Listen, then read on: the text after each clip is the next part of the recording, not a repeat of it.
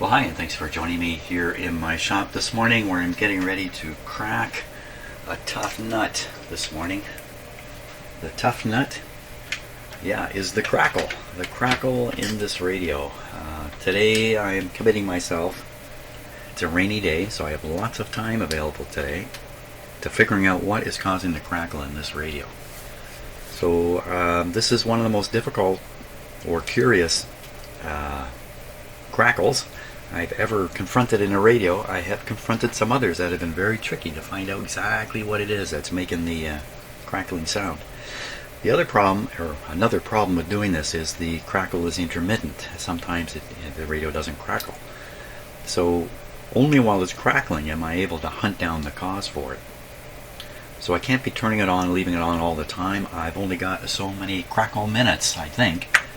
And so what I want to do, the way I want to approach this, is I want to review everything I've got in my head about this situation.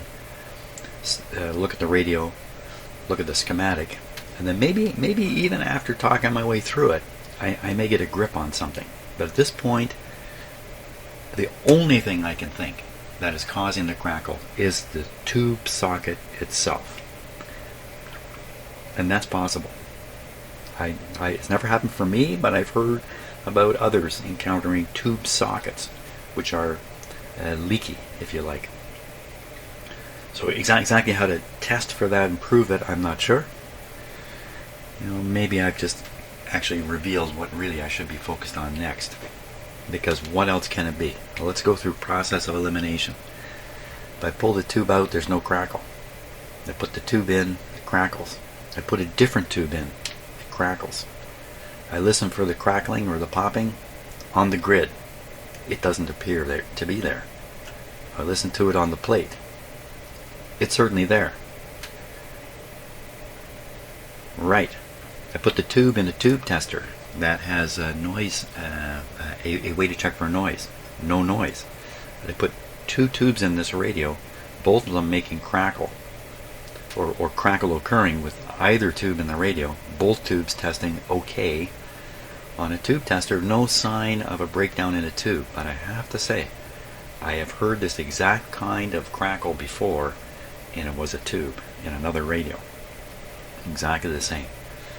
So I think electrical breakdowns, even including lightning bolts out of the sky, they all sound kind of similar in a way.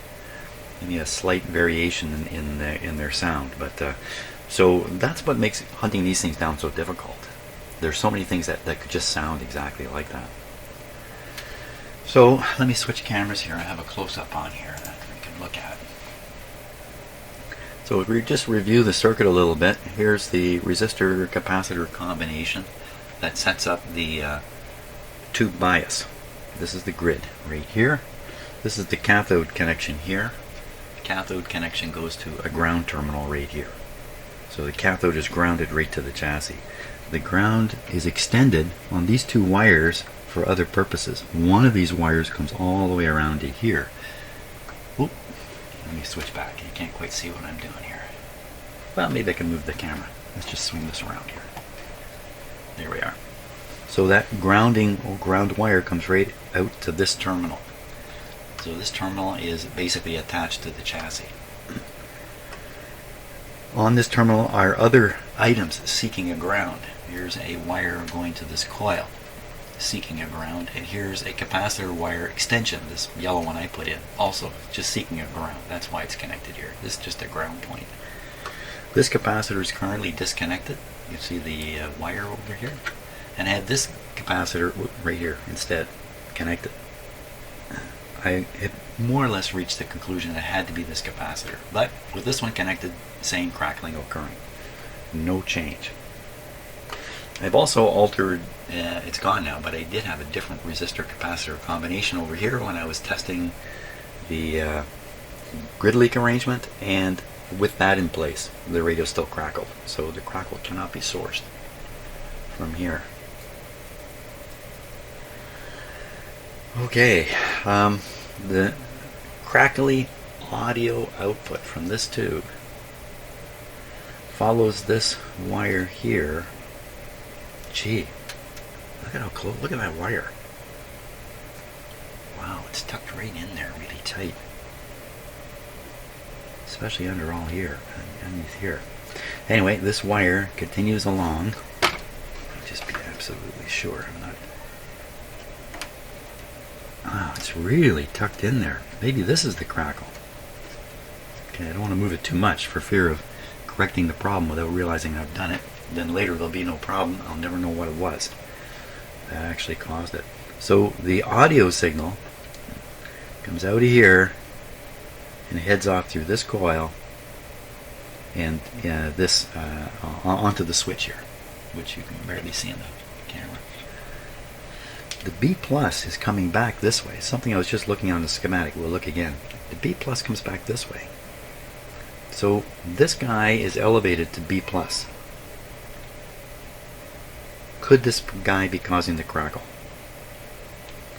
The mysterious thing is I pull out this tube and the crackle disappears. If it's these external components, it's a little hard to see why with the tube out we get crackles. And who is crying at my door already? You know, so you see it's a rainy day today. Excuse my shop, which is getting ever messier. Oh, come on in. Come on. Yes, what can I do for you? Did you want to go outside?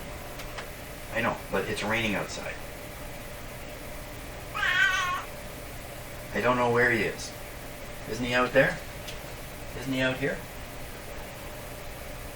The other, where's Peanut's out there? Did you want to go in the garage? Do you want to go in the garage? So, okay, so she's looking. Come on, let's go. We'll go in the garage.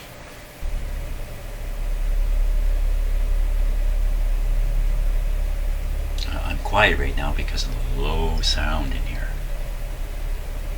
I wonder if that's going over. I wonder if you can hear that. Very low sound. Shaking my house, in fact. Okay, and what is that? That's road work going on my street out front, even in the rain. Good test of your speakers if you can hear the low rumbling. It's kind of gone now. There you are. Speaker test, system test for me too. Let's take a look here. Let's take a look at so this is the area I have on camera right now. Let's start with the grid. So here's the grid. I've listened to it here, no crackle. I've listened to it here, no crackle. No crackle on the grid. Or so it appears to me.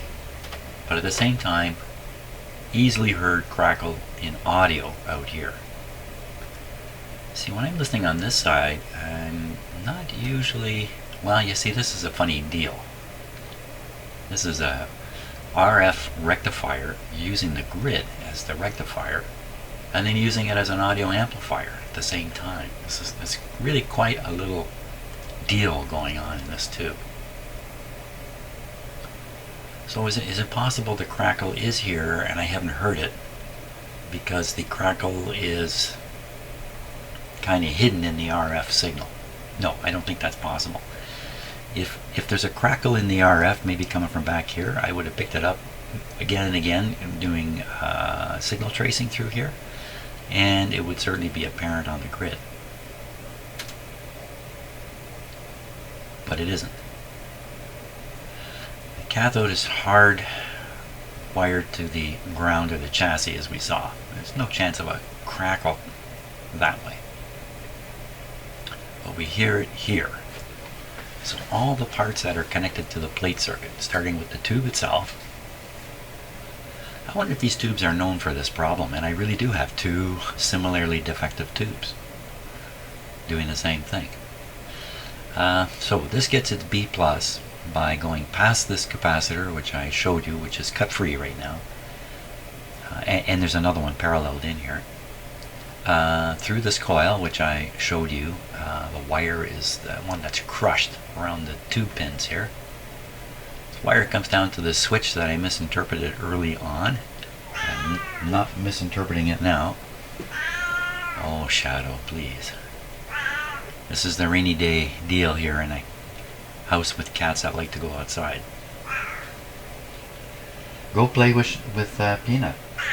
Yeah, get Peanut, and the two of you come here. I'll let you go in the garage together. How about that? Yeah, go ahead. Go ahead. Okay, she's not going anywhere. So let's follow this wire. Anything on this wire could be causing this crackle. I was suspicious about the switch for a while. When the switch is thrown into the record position, everything goes quiet. At that point, what you're really doing is switching the amplifier over here from listening to the radio to listening to the cartridge here. What does that somehow do something inside this? Is this really where the crackle's coming from? Here? So the B plus. Oh my gosh, here comes the cat right up here with me. Oh my gosh. Okay, come up here. Okay, I'm petting the cat now while I'm talking to you. I'm losing track. The cat is now walking on my keyboard. Anything can happen. Come on, look, you can't be up here today. You can't. Okay, cats have a way of figuring out what you're looking at and then standing in your gaze. Like if you're watching TV, the cat will get on your coffee table and stand where you're looking to get your attention. They seem to have some smarts that way. Yeah, focus, Jim. So with this tube pulled out,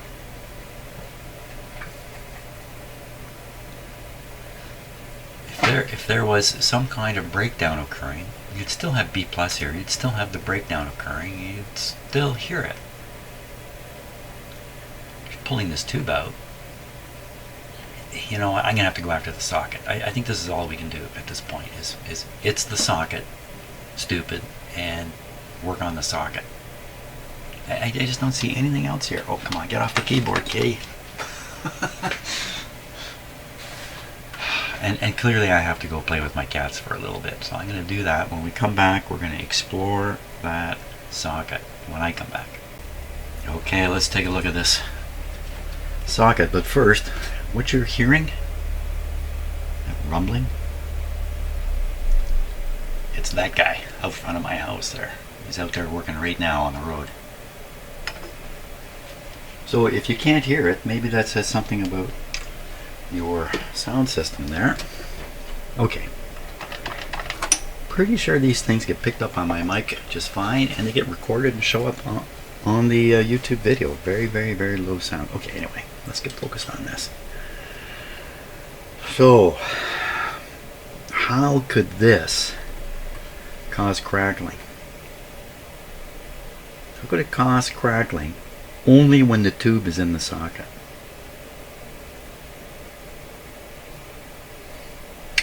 Because the crackling, I'm trying to answer my own question here. The crackling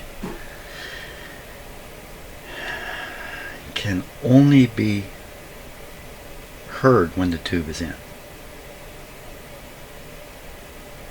That's kind of well, okay, that's true on the face of it, Jim. There's no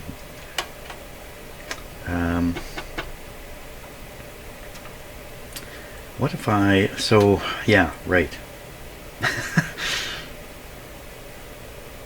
Crackling here. So these two pins are the heater pins here. These two guys here. This is the plate grid cathode. And if I measure some resistances, boy,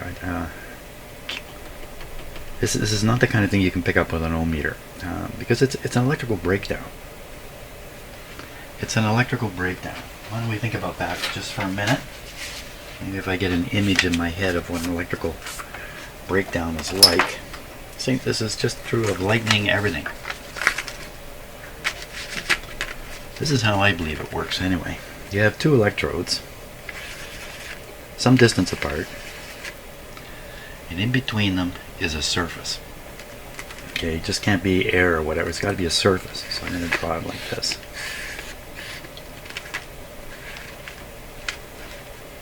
So on day one, this is beautiful. This surface is clean, and you can put thousands of volts between these and nothing's going to happen because the distance here is fairly great. You need at least 600 volts to jump the smallest air gap. Okay, and of course that's give or take a little bit. So, you know, if these things are spaced even a millimeter apart, they can support a pretty huge voltage, except for this surface. The surface collects dirt over a long period of time. And what starts happening is, if I can draw this, there is a voltage gradient here. So there is a voltage pressure across this thing. And I picture this really big on. I've drawn this really big, but let's picture it quite small in your imagination. So there's literally ions traveling over the surface of this material. They're not going to travel very far at all. What they are going to do is they're going to kind of organize themselves a little bit. And in a sense, they're going to start extending this electrode a little bit towards this one. And the same thing, I think, could be happening back this way. But this can happen with AC too. Would you hear any of this? Probably not. In the case of this radio example, I don't think you would hear this. At some point, these little surfaces, which can carry a charge forward. So let's say this is fairly conductive. So the voltage or the pressure out here is pretty similar to the pressure on the source terminal. This pressure now working here is pushing outwards. It's of course closer to this one. So the voltage gradient is getting greater and greater through here. The same pressure over a smaller and smaller distance. At some point, this gets close enough to this that charge will jump from here out into here, and likewise, I don't know, this is making a lot of sense, is it? So now this electrode is essentially extended all the way out to here, and now at this range, this can discharge.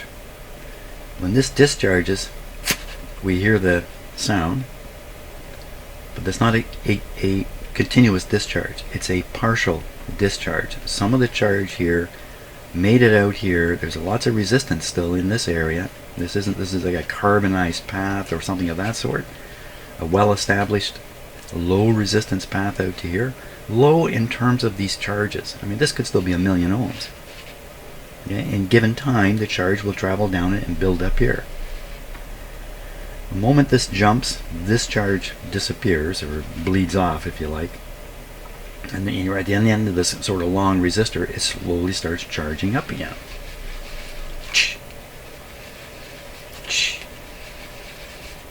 But it's a messy, messy deal. There's not just one way. There's all kinds of ways happening here.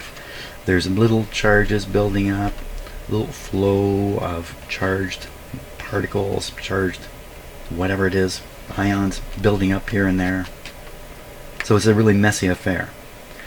When it discharges here, it'll bleed some of the charge back from all these spots. Like this whole area will be discharged, if you like, and ready to charge up again. So this is a real messy affair. I mean, the other way coming back, I've shown it as a point. It's not. It's another messy affair. That's what I believe is going on under here at this point. That's the theory I'm going on. I don't know what to believe. There's really no room for believing things in this business. This is all about observation and facts and stuff like that. So now, where would that be happening? I noticed earlier they have these paper rings here. What I believe they're paper rings. They certainly look like a paper ring. They seem to be here to try to reduce the chance of a short between one of these terminals and... Wow. That sounds like metal. That can't be metal. That can't be a metal ring, can it? Let me get something to poke at it with. As if I don't have a million poking things. Let's poke with this funny. Let's try that again. Where's my funny? Okay, no funny to poke with.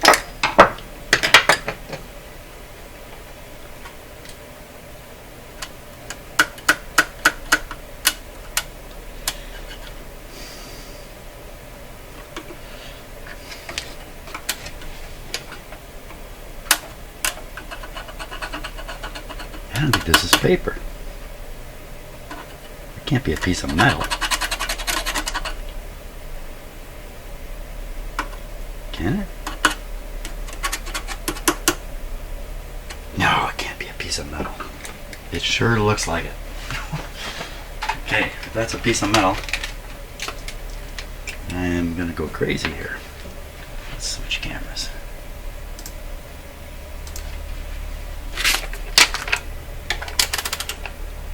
If this turns out to be a piece of metal, I don't know what I'm gonna do. Can you see that? Anybody see that? I can't even see it. Can you see that? Anybody see it? Somebody, sooner or later, you'll be able to see it. There we are.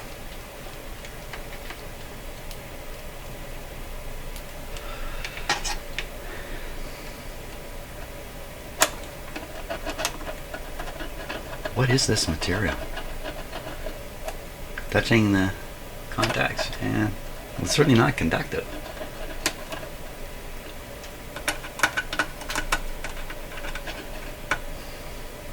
It's high resistance. Maybe it's high resistance. I got this on 20K. Let's go way up.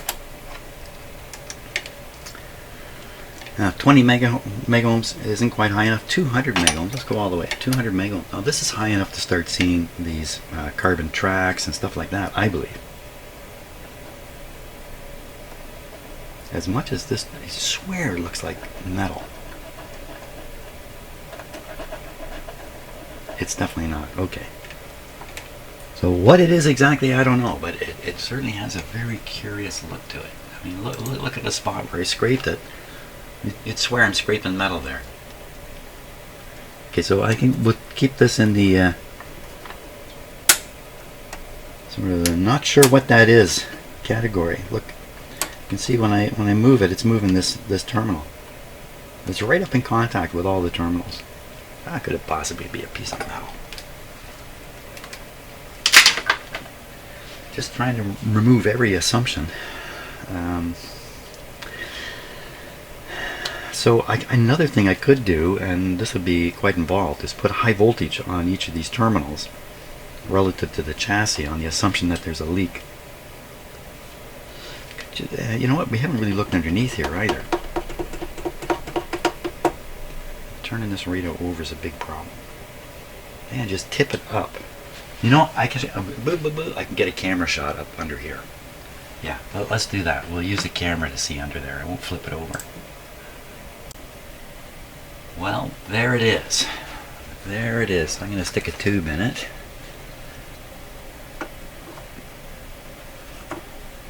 There's the two pins come down. There's absolutely nothing connected to it down here. Tube out. Nothing connected to it. So it's two pieces of material riveted together. You can see the rivet here. The two pieces of material.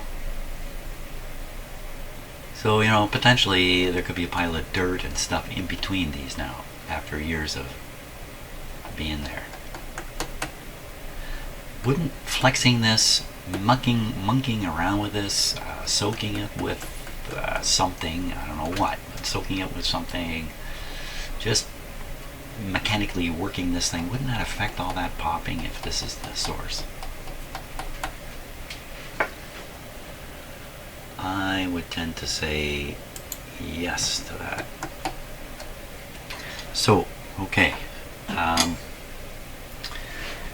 what to do? So, should put this guy together. turn them on, hope the popping comes, and then try to flex the, what a stupid thing, flexing it in a big way is pretty much doing this. I've done that kind of thing. I've put this tube in and out. There's never been a moment where the popping kind of jived with moving this tube around.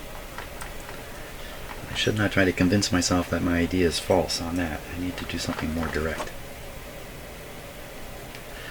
So I could clean all this somehow as much as possible and put the tube in it and see what happens.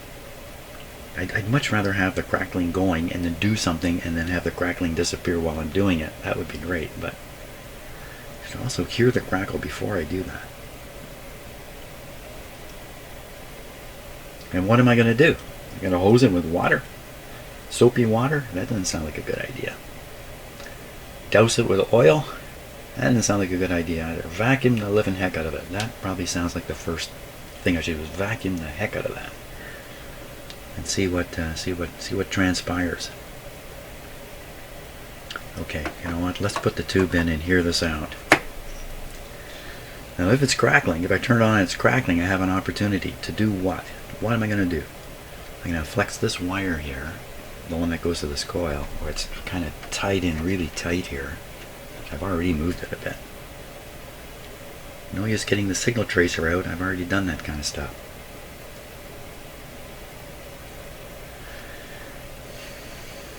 It could be this coil. I could also briefly short this coil. Just eliminate it from the circuit briefly. Some RF will make it into the amplifier. I don't think there's a big harm in that. So I could do that. Let's stick with one thing. First, the socket. No. If it pops, fool with the wire, fool with the socket. Nothing happens. Shut it off, clean, clean, clean, put it back together, see what happens. Then go after this coil after that.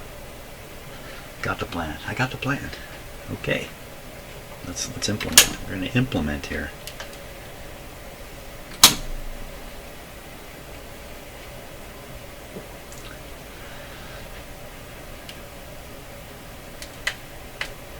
Okay. Now we're hooked up to the loop antenna. Ooh, here's the crackle. Okay, we're in business already.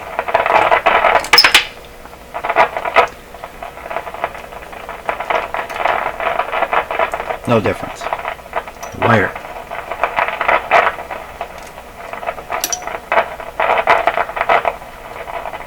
No. Ooh. Don't touch it.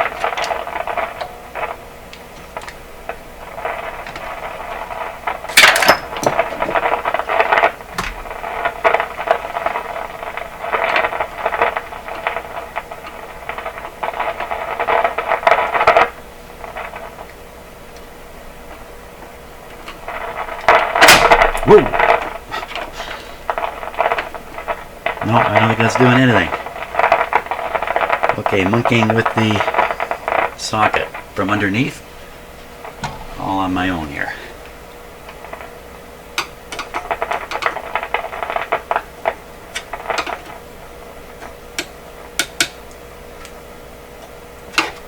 Where'd the crackling go?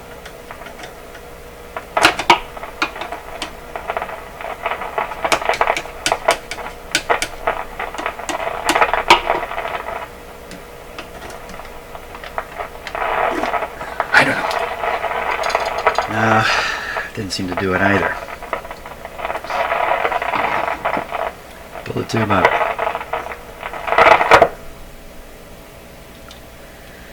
Isn't that amazing? Put the other tube in. Doing the same thing over and over, expecting different results. That's what I'm doing here.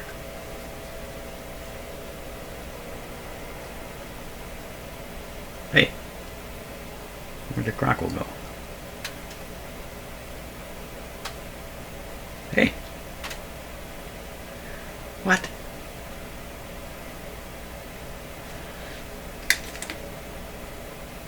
So the one I took out is the original. Come on. Oh, you gotta be kidding me. How did I ever make this mistake? I convinced myself over and over that that tube could not be. Okay, is the radio even working?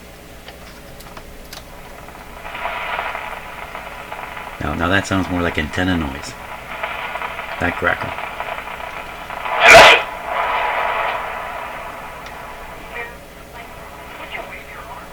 Huh? Oh, come on.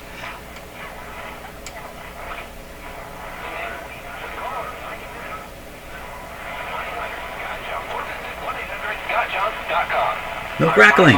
You gotta be kidding me here. That's why with RBC Avion you get the flight you want. Oh my gosh. What you expect. So there's less. Why is it more mild this time? More. Catch your bags, baby. Less.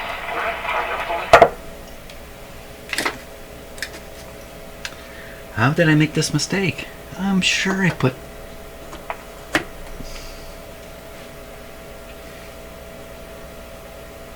As I said before, I have heard crackly tubes.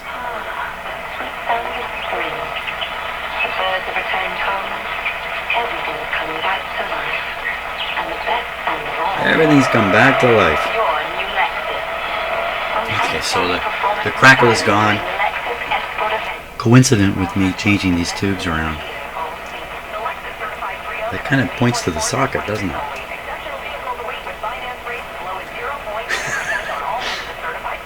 Okay, continue with the plan. The next plan of action is clean this as much as possible.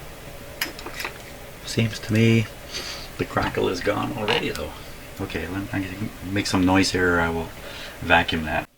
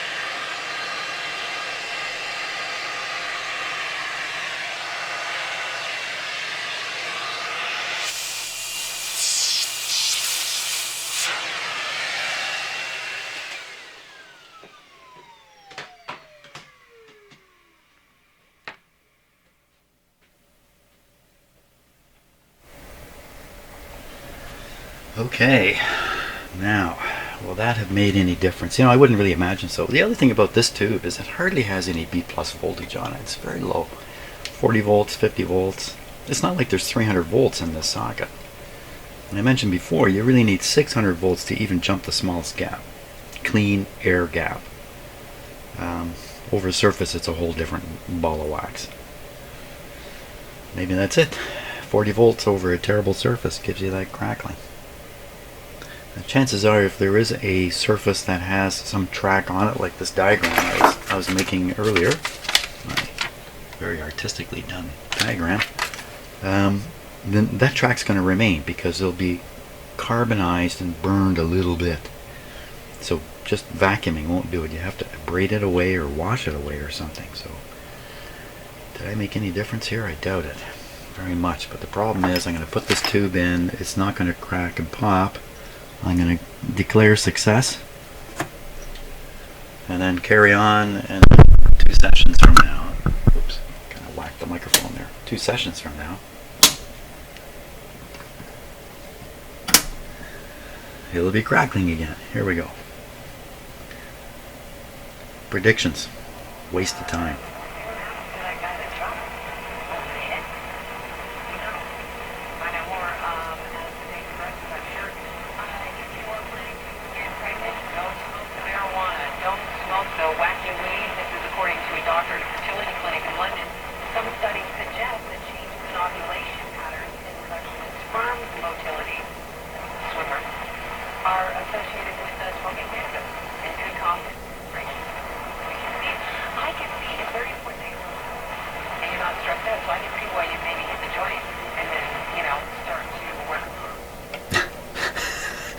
Yes, in Canada, marijuana is legal now. Marijuana consumption is legal. And so the Canadian Society is dealing with some of the fallout. And I can tell you, there's been very, very little fallout from it. Like nothing changed.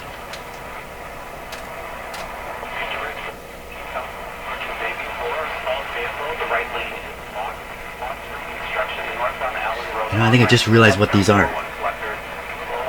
I just realized what these are. I'm looking here. I'll show you. Let's take a look. I'm all excited now because of something I just noticed. Oh, that's the wrong thing. Grab this. I'll grab our close-up camera here. Something has come clear for the first time.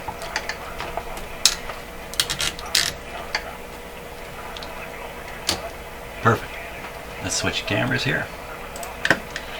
Okay, what am I all excited about here? I'm excited because I can see how this works now.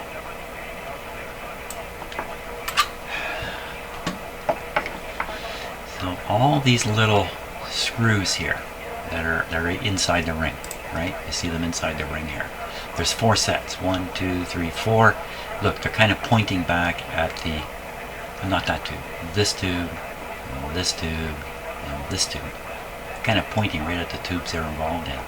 We're going to look right in here. And you see this band? So you can see that as you turn, this band is going to push this wheel in and out. Hey, let's demonstrate.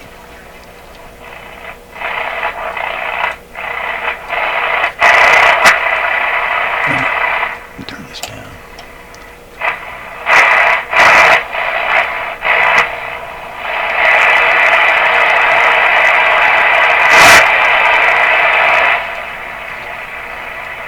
So this is the trick. I'm at the end of the run here. This is the trick.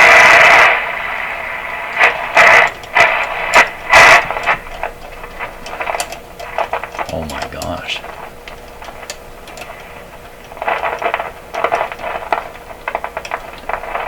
I can tune this really quickly here. Let me just drag it.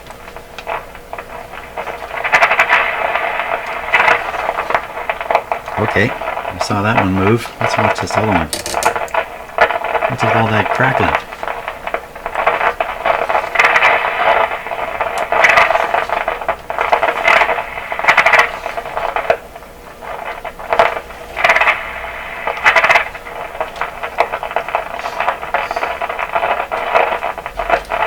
Is that same crackling, or is that something different now?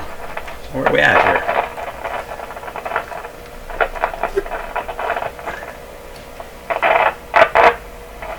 Okay, this is the other side.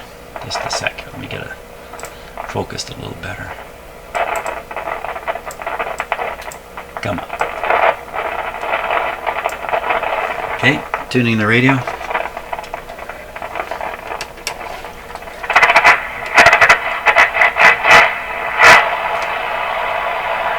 This wheel's skipping.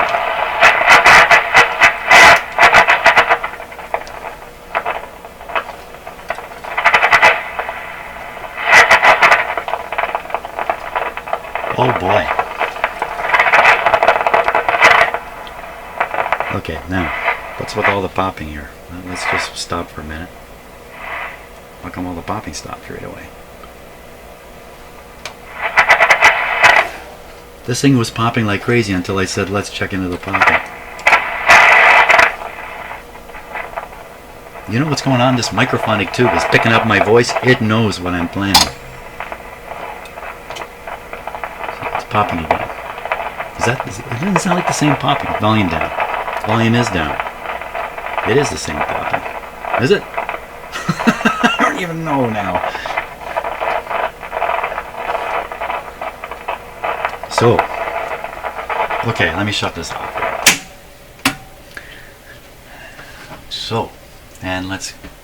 So let's talk about what we're looking at. Well, it's quite clear now what goes on. You adjust these screws. Which ones are you looking at? These ones here. You adjust these screws to change the position of the band in here. Is going to push this back and forth, and this must be the trimmer. Oh my. How involved would this be to set this up? This is why in the manual it says if you think your radio needs alignment, you should take it to a shop. Because look what's involved here. Oh my gosh. So these must be compensatory capacitors. I imagine capacitors. I don't really know what's going on underneath there. We're going to have to flip it over and look at it again. And no doubt these were all done in the factory using, a decent test setup to make it convenient and successful to do this. To fill around with this stuff here in my shop, it's wow. I hadn't even read any procedure that involves these guys anywhere yet. No doubt it's somewhere, but so I thought there was another variable capacitor down underneath, down in those cans, and there could well be another variable capacitor. Well, these would appear on the schematic, wouldn't they? These things? There's nothing on the schematic that looks unusual.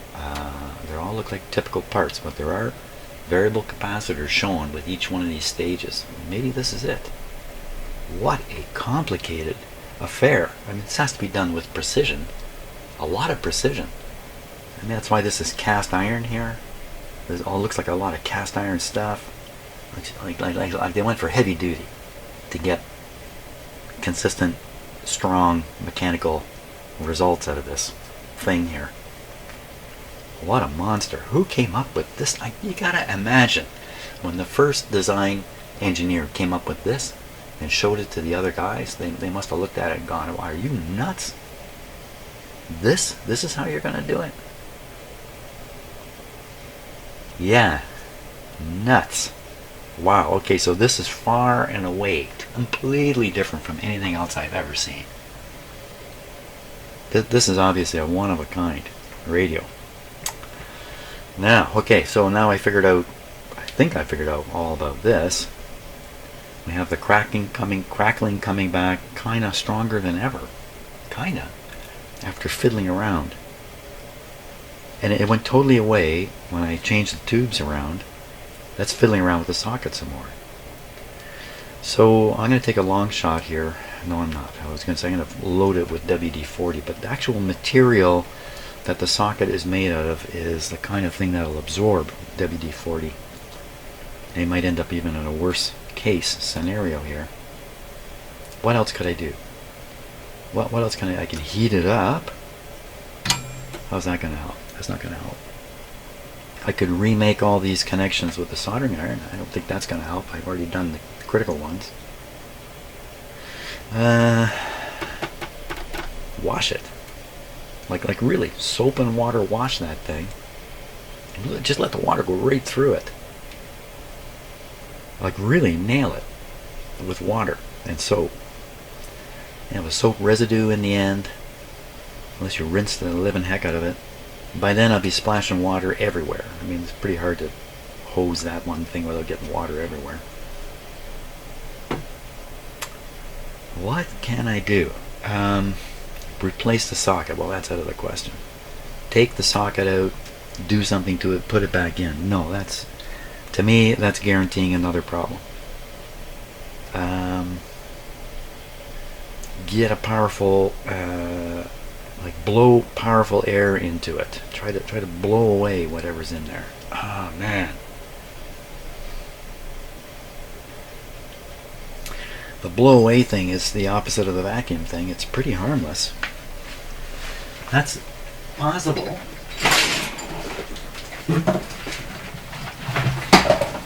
Should we give it a go?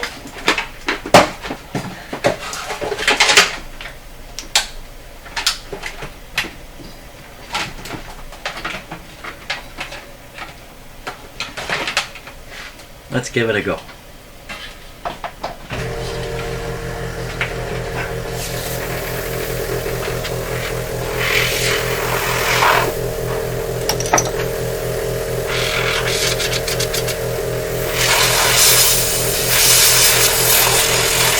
And we should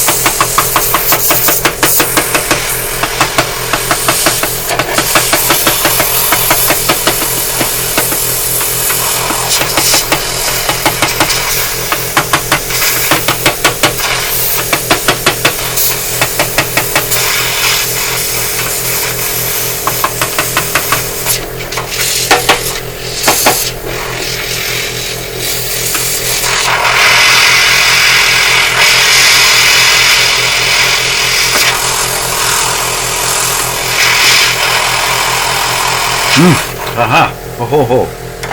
Hold the fort here. Hold the fort. Hold the fort. Hold the fort. I just made an observation here.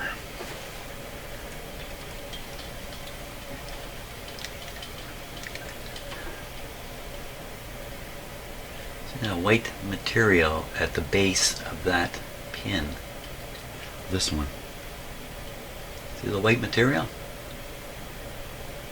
Let's take a really close look at that. As close as we can get.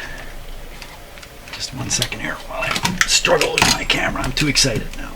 I think I made a useful observation. Okay, we'll get that focused in good. Ha ha. Ha ha. What are you ha-haing about? Well, I see a tiny bit of corrosion. Right along in here. Yep. See the powder coming off?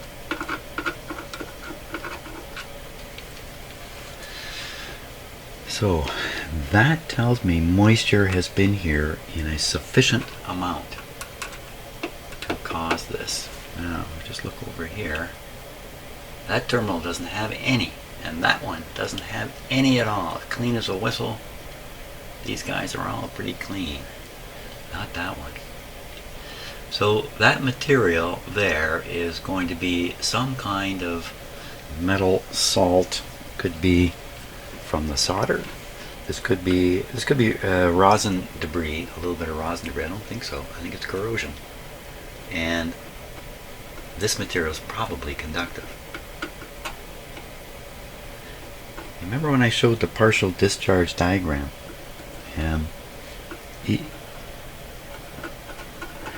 You can have something going on right in here. Yeah, look at this. Look at how much there is, eh? So now how can you get rid of this? This is tricky stuff. One thing's for sure, putting oil on that would probably settle it right down. The oil being an insulator, it would probably settle it down. One of the problems with oil, some oils anyway, is they are hygroscopic. They absorb moisture, and then you end up with basically an oily, moisture-laden poultice of dirt sitting there. And that's not good. So, now it's really an issue of what's going on in behind it. Let's see if we can get in there and see behind it. Because behind it is that much closer to the edge here. I'm not going to get it from here. Okay, hold on. Do a little camera rearrangement.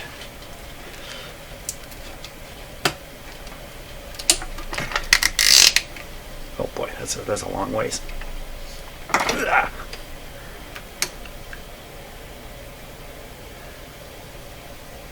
Where are you? Right there. Oh, we're still not seeing behind it. That's tricky because of the angle of things.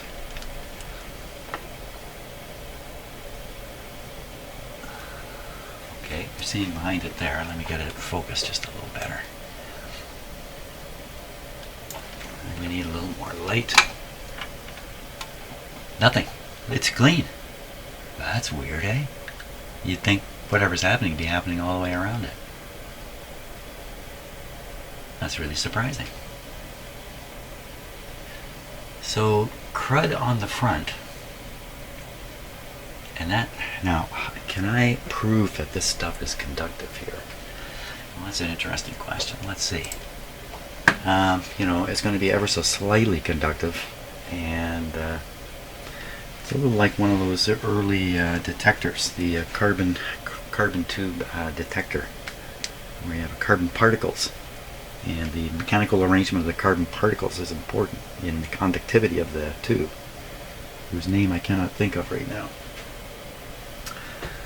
It's kind of almost the same arrangement going on here, accidentally. Well, first I should vacuum away what's there. Okay. Okay, let's do that.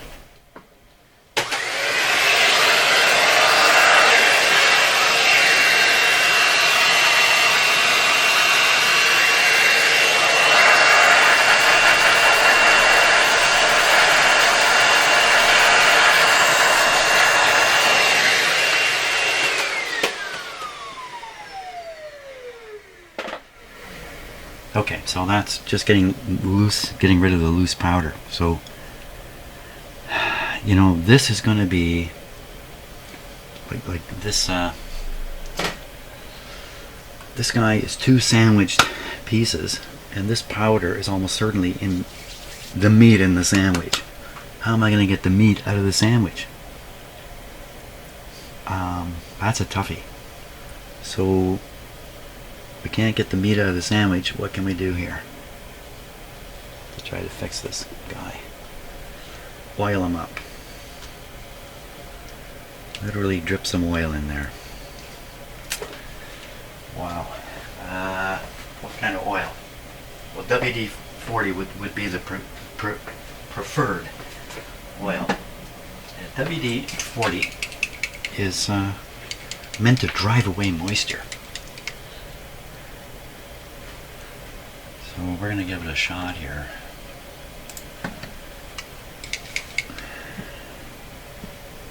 Yes, this may not be good for this material. Just going to try to put a small amount here.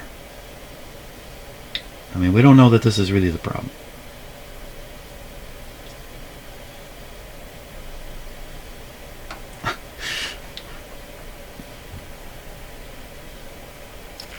Ooh, that's not a small amount. Okay, so that's going to soak in there. Soak everywhere. Get the excess out of there.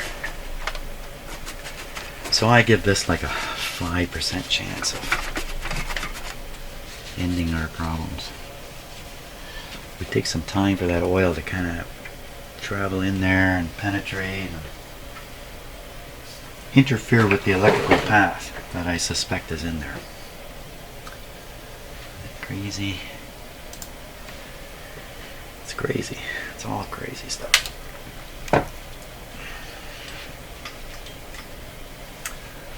Okay, and mop that up just a little more.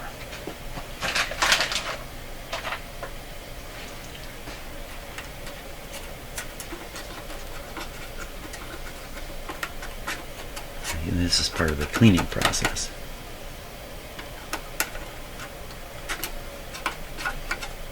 You have to kind of imagine some kind of a path from here onto the chassis. So, I don't know. Like I say, I'm not giving this a big hope here. Let's put in the original 27.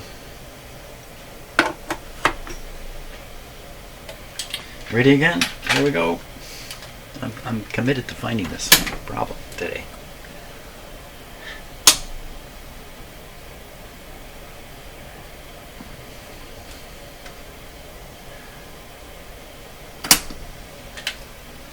Crackle, baby. What are you gonna do? Crackle.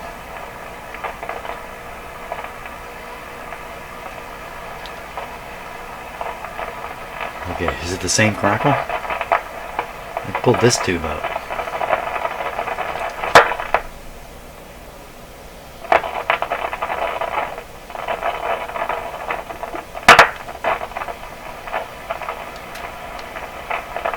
And I pull this one out. I'll put the other 27 in because I just like doing the same thing over and over and over. Last time this ended the crackle.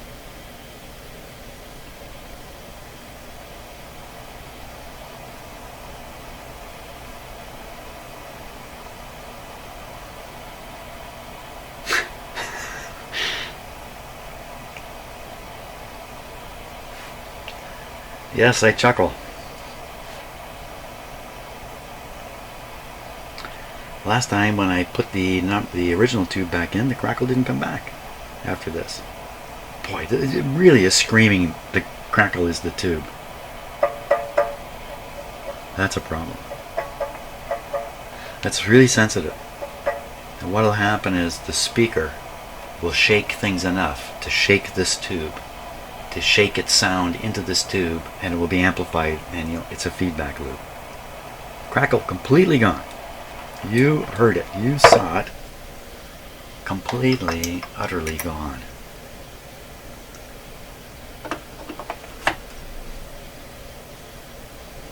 This tube heats up like lightning compared to that other tube.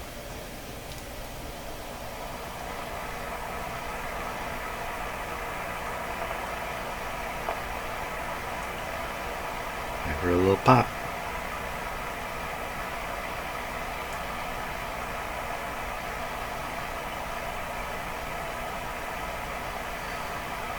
Why in heaven's name switching these tubes around causes this crackle to go away for a while? You got me.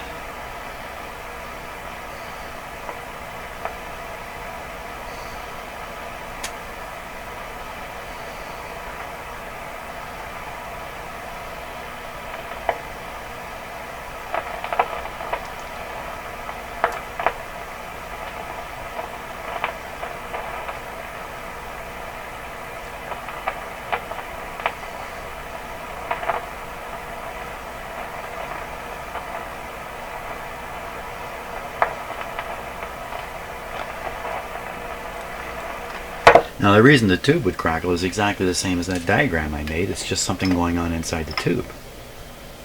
Some kind of carbonized track, and of course there's no fixing or cleaning it.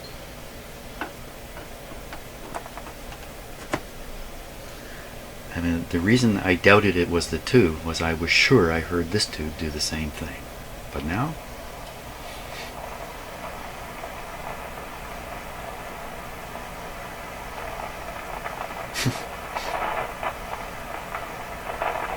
Son of a gun.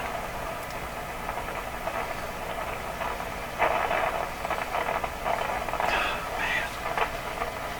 What is doing it? Okay, so there. That's kind of proof positive. It's not the tube, or it's both tubes. Proof positive.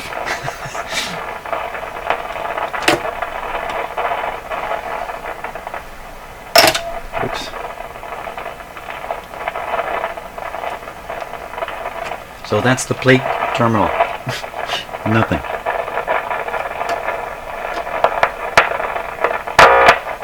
That's the grid. It's going to get noisy when I do this.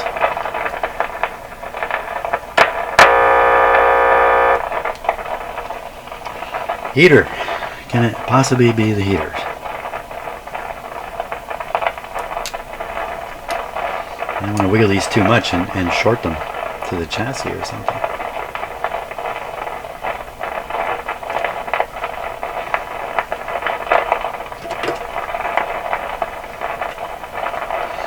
Wire.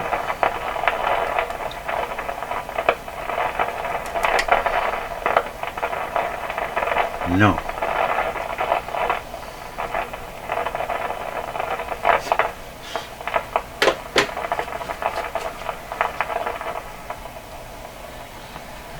Oh my gosh.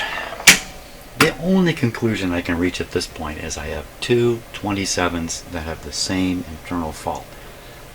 Now, how likely is this? Maybe this is more likely than I realized. This might even be a characteristic of 27 tubes. I don't know. Number 27 tubes. So I think I got to go on the basis now that what else can I do? I've got two bad tubes, and I need to prove that somehow. So I think this will be the focus of the next video, is on these two 27 tubes, and is there some chance that they themselves are causing all this crackling? Wow, I really thought I would just finish this problem off, but no, not yet. And do I have another 27 somewhere? I just don't think so.